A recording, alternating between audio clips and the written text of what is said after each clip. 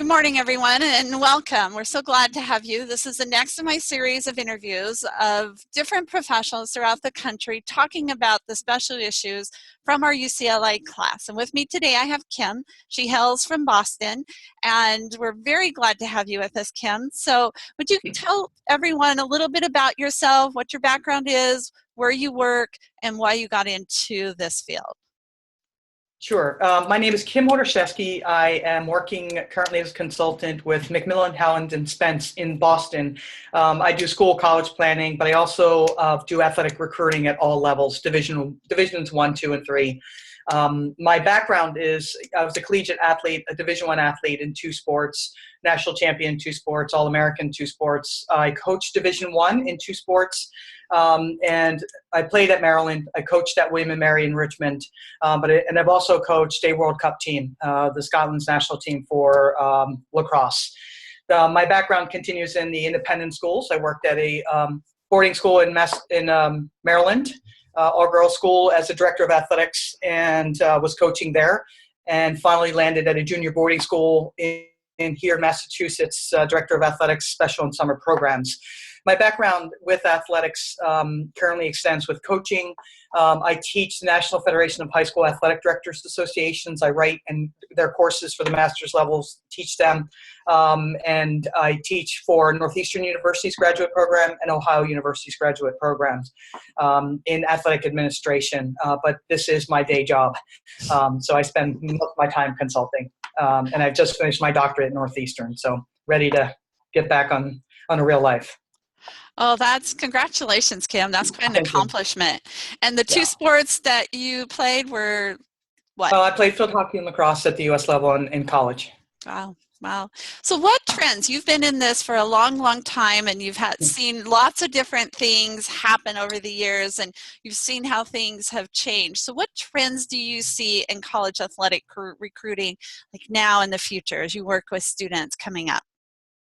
I think that the biggest trend is the unpredictability and kind of the mysterious process of it. A lot of people think they know what it is, and I consider it a great opportunity to demystify a process that seems to be very public on ESPN, very public on the chat rooms and Twitter, and a large percentage of that information that's shared is just not appropriate for every single student athlete who is considering playing. But a lot of it I call is either the cocktail circuit conversation, which may or may not be authenticated, or the locker room / bus information that the student athletes are hearing, or the students are hearing from their team. So, that part of it is what really is this process about, and what does recruiting mean, and what does it mean when someone says, I am being recruited? And the other part of it is just kind of this swath of recruiting services. The best thing, I guess, about technology is it has, technology, and people have the ability to build, recruiting machines, meaning you pay me X amount of dollars and I will send your name and everything to every coach in your sport. I recall when I was coaching in Division I, every Tuesday when I got this pile of information, I scanned at it, and if not one person had written to me, it moved to my left hand, to my right hand, into the trash can, because the coaches are really looking for relationship building here, and that makes it, it really makes it part of relationship building. The other part of this recruiting thing is everybody thinks it should be a very public thing. I tend to think it should be a little bit private because it's something that organically shakes out. People don't think it is, but it does. And I think my final piece to that, aside from the trends, is that nobody knows how good the student athlete is except for the people recruiting them, because it just varies, even within conference, within sport, within timelines. Some people can project a quote-unquote 5-star, and the fact of the matter is, does anybody really know what a 5-star top-notch recruit is? Or do they know the value of a multi-sport athlete who wants to play Division III? So the range is so wide. And the last part of the hard part of recruiting is that the NCAA rules change for every sport almost every year in terms of recruiting. So basketball's got a different calendar than football, and ice hockey has always had a different calendar. So, when coaches say that the calendars are too tough, the NCAA tends to want to change that calendar. So that makes it very confusing for families who are looking at either at the NCAA Division I levels where there are strict calendars, or at the Division III levels when there are some actually dead periods. Definitely. So in terms of those recruiting and how things have changed, it used to be that people felt like, oh, if I'm the star on my football team, whatever team it is, then I'm going to be found and recruited. Is high school where students are found, or where is it where they can be found and coaches are going to recognize their talents? So the answer is it depends. First of all, we have to remember that the coaches in college, they will lose their job if they're not successful, however their university defines success. So a coach is going to have to be very diligent with managing recruiting. And that means managing the information that's coming in of people showing intended interest or trying to go out and find someone. So, coaches are less and less inclined to go out and find people for a lot of different reasons. If I'm a coach and I'm seeking a student, I would like to know if academically they can have a fit in my program. That's a lot of work for coaches to reach out. Inevitably, yes, they will. But that's a matter of kind of, meeting a coach halfway or owning the relationship as a student athlete. The other part of that is, I'll give you an example. I had a student athlete who was a 3-sport all-state athlete.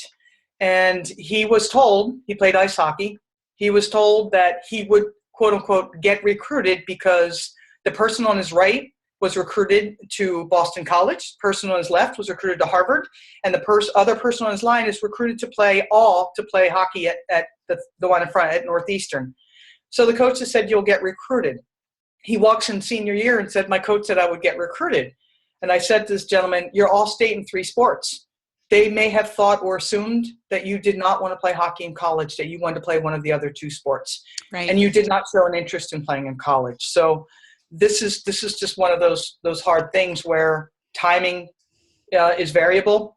How you get seen is variable. It is often sports specific simply because for the young athletes, I have a freshman and sophomore soccer players in Virginia.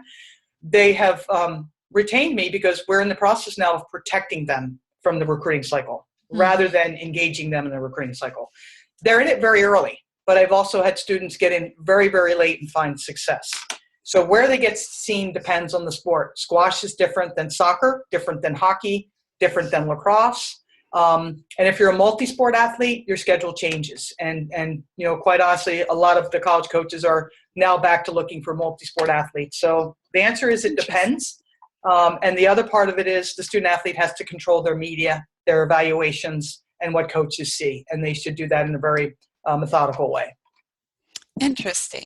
So you mentioned something about the multi-sport athletes right now, sometimes people have this impression or feeling like you have to focus on one sport that shows your dedication and that's where you need to be.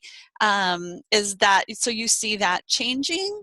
What are you recommending for students in terms of, do they have to pick a sport to focus on or can they do the multi-sports? I think it depends on who's screaming the loudest about it.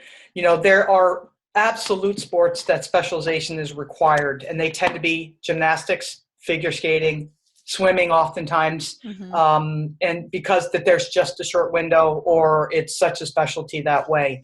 I will tell you, I'm also an elite level strength and conditioning coach. So physiologically, the ability to have a student athlete who is not just skating or not just playing soccer lends itself to full body control and balance. It also lends itself to having the student athlete have different coaching styles around them.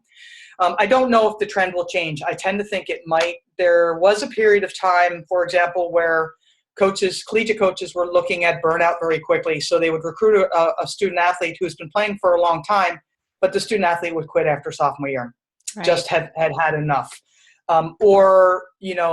They've just decided that they've lost the love for it, but there's a reason that they're going to try to use it to get in school and then they never join the team. So that would be the not so good side of specialization. I think the original intent of specialization was to have the ability to train and also compete year round, meaning the weather's better in Florida to play soccer in the winter. Therefore, I have to be prepared to play that tournament, which really rolled into a specialization. A lot of that is exposure opportunities. and the timelines of that because people are overscheduled. I think there will be a tug of war all the time with specialization. And I know I could pick up the phone and call, some of the top 10 coaches in a few different sports, and they will not candidly say, they will openly say, I want a multi-sport athlete, because I can assure that they have had different coaching experiences, different playing experiences. They've been under duress in different game experiences, and they have an appreciation for the sport that they're playing if they're going to play in college. So specialization is not going away, but I think that people will find a little bit more sense in not allowing students to specialize too young. Well, that's good to hear. That's really good to hear. I'm hopeful. Well, it makes sense. It makes sense. And as the emphasis in sports is starting to include more of the overall perspective and the health, a focus on how can we make sure our athletes are staying healthy and less prone to injuries and things like Right. that makes sense from that perspective as well. So a lot of times when students and families are looking at, okay, I want to play a sport, they know about Division I, they see all this stuff on TV about the different, teams, and of course those become really popular schools. Of course. Oklahoma, this year, Clemson. Well, we know when somebody wins a national championship, the applications go up well over 40% in the next month. Wow. So everybody knows about Division I, but how do you communicate and help families? Because so many of these students, they just want to go play their sport, and they may not realize what Division II, Division III, NAIA, playing community college levels. So how do we communicate that as counselors, advisors? I mean, my students in this class are, high school counselors, guidance, public and private, CBOs, and then independents. So what do you recommend, or what are some trends that you see? Do you see a lot of these athletes can be playing and be recruited or get money scholarships? Because a lot of times that's what they're thinking. I'm going to get into college and get money based on my sports, not my academics. So how do you deal with that? So I think the first thing, first and foremost, the first conversation I have is we are going to build this college planning process around the broken leg test. If you could never, ever play a sport again, we are building it around that first and foremost. Secondly, for the recruiting part, like I said, nobody knows how good the student athlete is except for the person recruiting them. So this does, and sometimes in a very brutal way, shake out to where student athletes are having the reality of someone tell them really what level they can or should be playing. The other thing that I say is I will have, I don't call it come to Jesus, I say come to Kim. And I say that I was a Division I athlete, and I coach Division I. So let me give you a typical day. A typical day is up for your strength and conditioning session with the strength coach at 6:30. Then you're going to breakfast. Then you're going to class. Then you might have a skills session in the afternoon if you don't have practice. Then you might have study hall because you're traveling and athletics might require you to go in the study hall. Then you might have a study group because you are finishing a group project.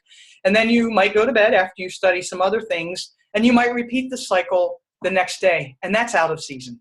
In season, it can be the same thing, but you're traveling. And your travel is not as luxurious all the time as jet setting from one place to the other. So fully understanding Division I is a job. And people find great success at it.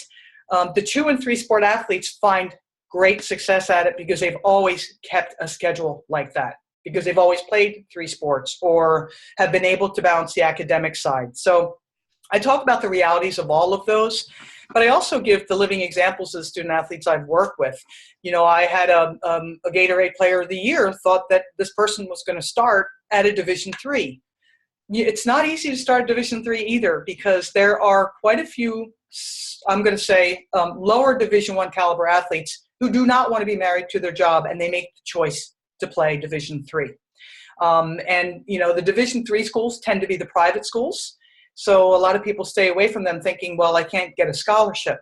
But we know if we look at both the public school financial model and the private school financial model, if we're looking at discount rates that colleges are doing, oftentimes the funding is better in the Division III or the smaller schools. So, it kind of goes in that way. But I build it from academic interests. If they don't know, if my freshman or sophomore doesn't know we cast a really wide net, and I give them reasons why we're choosing certain schools, why some are included and some are not included.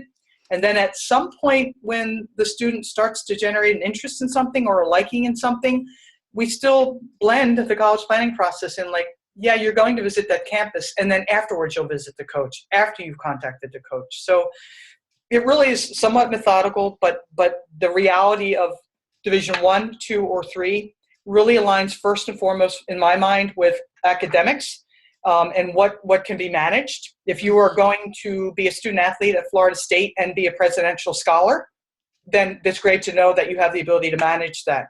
If you're going to be a Division 3 student athlete and you want to study abroad and you want to do research, and the school is a 4-4-1, then we want to look at that very closely to say, in season and out of season is a 4-4, and then you can do this last course late spring where you're out of season. So informing them of the academic perspective first, I think, is most important.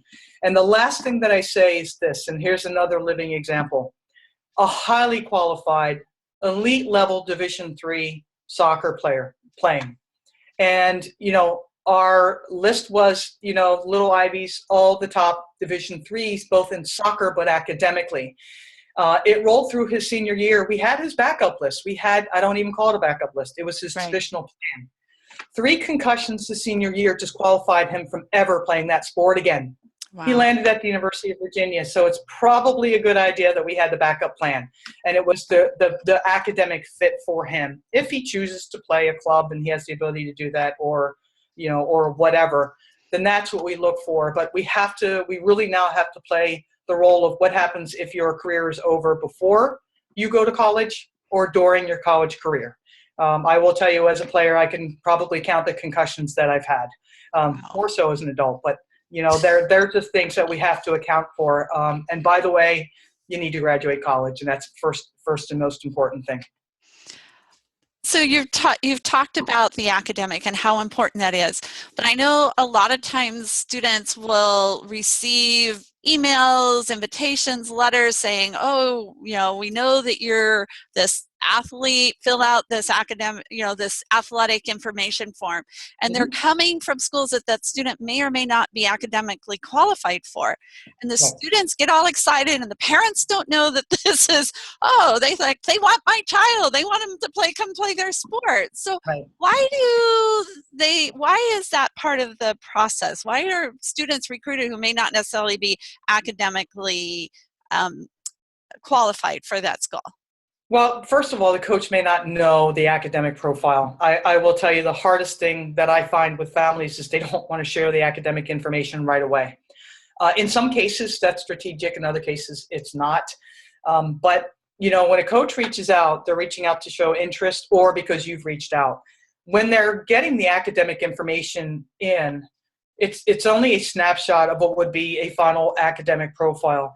I think as college counselors, we can't be blind to the fact that if you're an elite level cellist, elite level dancer, elite level performing artist, or an elite level athlete, you do get a hook in admission if you know how best to utilize it.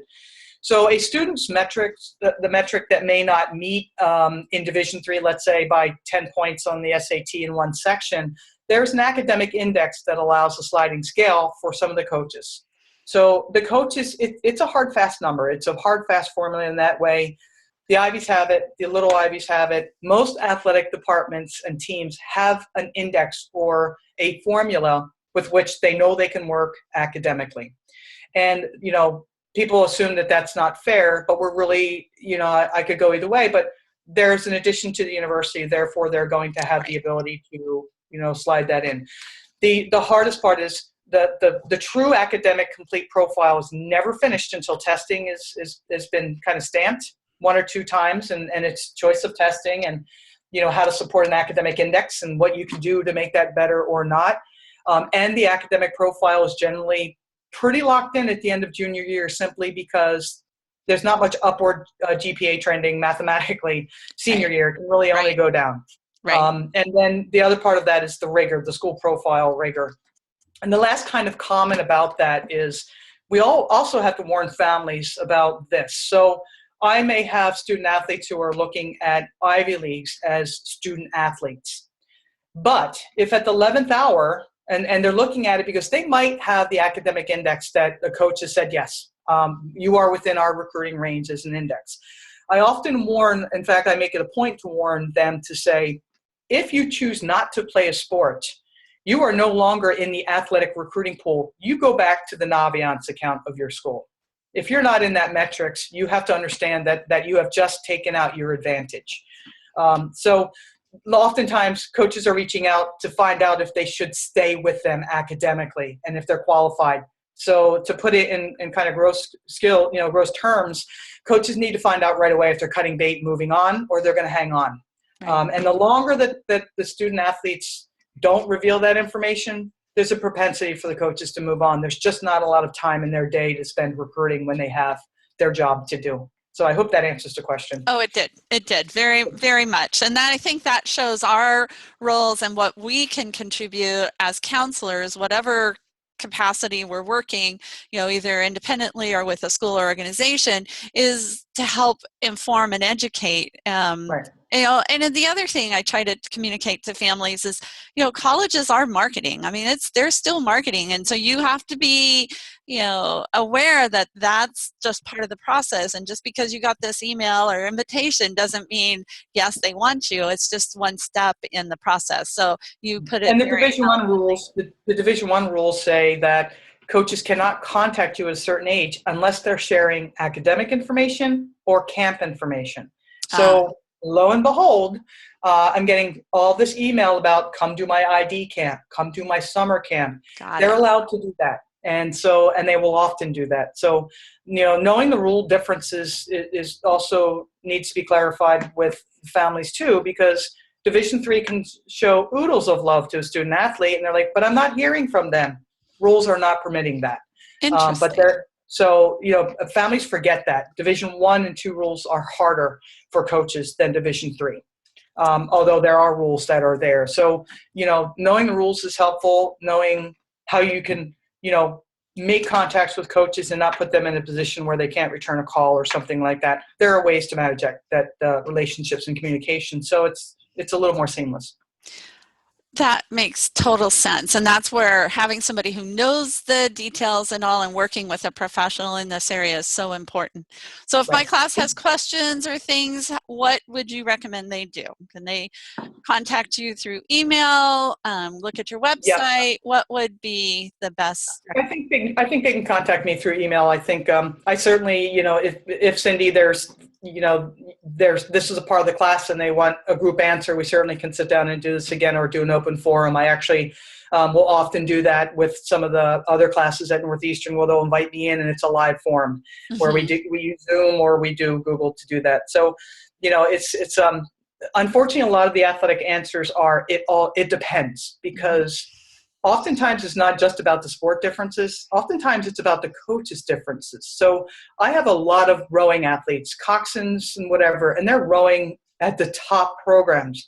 But in my experiences, I'm realizing that even within conferences, coaches recruit very differently. And just the nuances of what an email really means and what a text really means and why it's meaningful to do certain things, somebody experienced really needs to kind of take a look at that. I will blatantly say anybody can write a recruiting letter and send it out. When push comes to shove and there are visits to campus, the student athlete has to ask hard adult questions. Then they start breaking out in a sweat, and God forbid a kid pick up a phone and use it as a phone. So, so that's, it sounds easy, but it's become so nuanced and so complex, and half of that is pushing all the misnomers aside, and what coaches are, what they're saying and what are they meaning are two different things oftentimes. And I can tell a student the sky is blue, and by the time the student tells the parent that the sky is blue, the parent comes back and says, "Oh, but Kim said the sky was green." So interpretation is a big thing, and I think that's where, really being concise about it and laying out a good plan, understanding you can take a left turn at any point. I've had student athletes all the way up to decision day. 2 twin soccer players decided they'd rather be engineers at Johns Hopkins than play soccer, and I kind of think that's a good decision. So thank you. That's my story. Thank you so much, Kim. I think we're out of You're time welcome. for today. I Yep. could spend lots more time on this, so we'll definitely, I'll post this for my class. We're talking about athletes this week, and Yep. and they may want to do something later on too. So thank you Perfect. so much again, and have a You're great welcome. day. I'm glad you didn't get too much snow, and Not too much, no. we'll be talking to you again. So this ends Awesome. our interview for today, and Cool. have a great day. Thank you. Good luck.